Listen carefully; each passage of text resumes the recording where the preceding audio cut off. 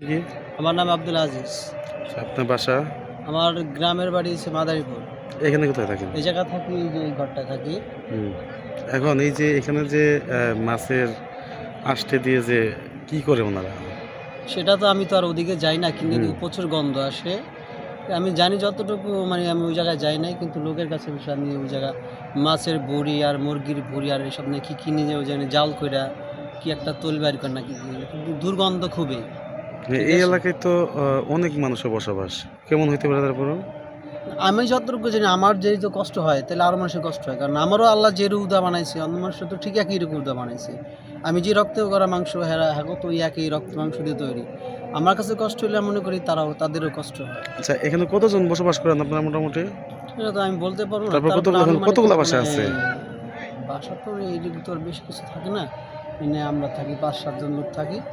আর এমনি কাজ তো করে অনেক লোক, প্রায় ৫০-৬০ জন লোকের মতো মনে হয় কাজ করে।